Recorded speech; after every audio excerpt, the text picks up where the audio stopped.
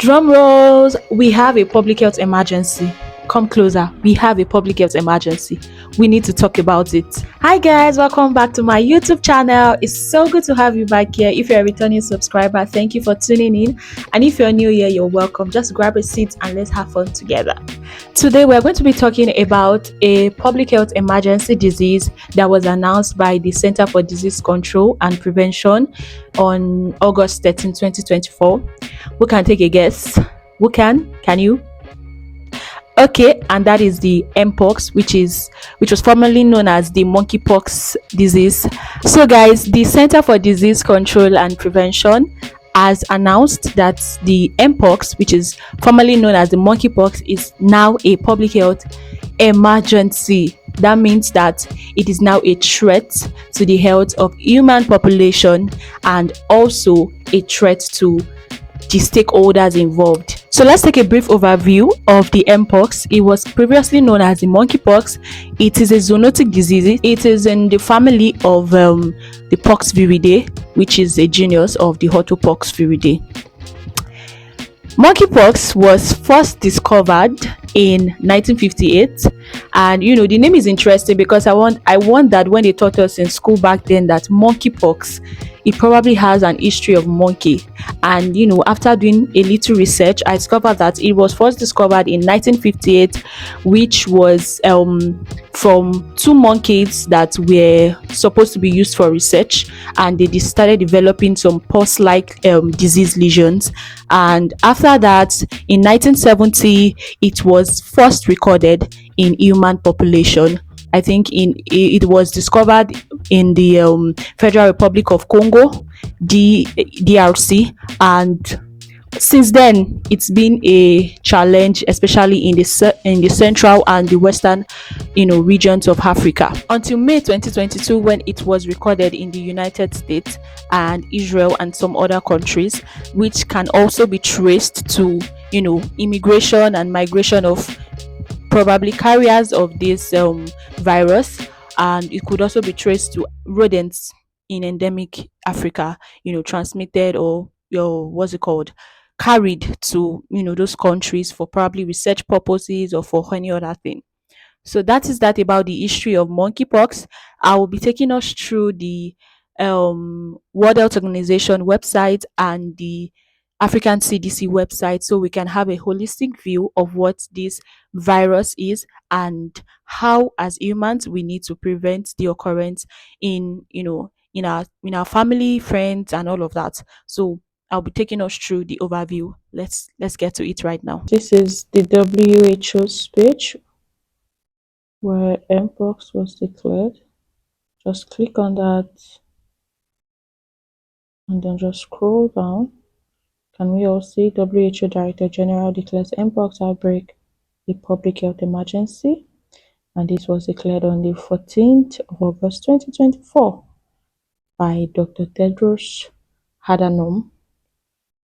And this was as a result of the upsurge in DRC and the growing number in other African countries. And all of these conversations, these are things I would still talk about in the video, but I just wanted us to see that it is truly a public health concern. So I wanted to show a picture of what it looks like. So this is what you will see for MPOX, slightly protruded rash all over the body. This is on the hand, throughout the face and all of that. So this is classical sign of an MPOX disease in humans. And this is for African CDC. African CDC also declared it as a public health emergency, like I said. And this is it. 13th of August, it was declared by the Director General. And I'll just scroll down.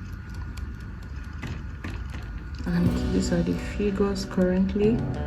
517 deaths. which is so alarming.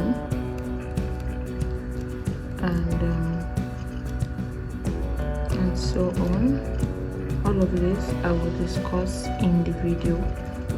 I just wanted us to see it for ourselves that this thing, it's a serious condition and it's real, but it can be managed, and that is why the public health bodies are declaring it early enough so that we can begin to tackle it.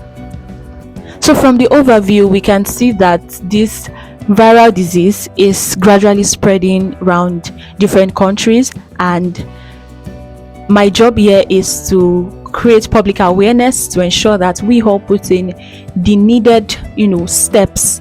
We all put in the needed biosafety and biosecurity measures to ensure that we do not contact this disease.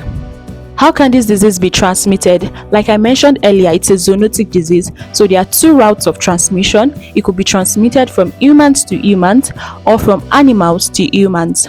From humans to humans, it can be transmitted either by skin to skin contact. We said that the disease, the symptom is that it has a lot of rash on. I think I will try and put a picture, or I will show you a picture of it. Rash on the skin, so many rashes, sores and all of that. When someone comes in contact with that rash, or let's say one of the rash produces any form of fluid, and anyone comes in contact with that fluid, it could transmit the viral agent to that person. So human to human transmission from skin to skin contact. Another contact is through another contact from skin to skin can also be through anal sex. It was recorded that one of the strains of the MPOX could be transmitted from men to men sexual intercourses, which is more like the anal sex. So skin to skin, that's the skin to skin transmission. Another form of transmission is mouth to skin.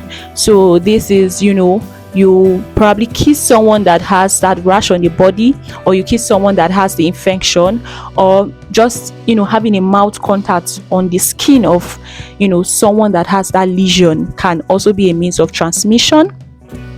Also respiratory droplets, yes, from droplets from the respiratory tract, sneezing, coughing and all of those things can also cause transmission of this virus to a clean human being. And there are also pregnant women and immunodepressed persons are also at risk of getting this infection. So if you have any pregnant women around you, you have to be more careful with where they go, with people they come in contact with at this period. If possible, they should stay within indoors. When they go out, when they come in, they should try to wash their hands, wash up, clean up, and on all of those things. It's very important at this point. We need to be more intentional about the people around us and the people we come in contact with.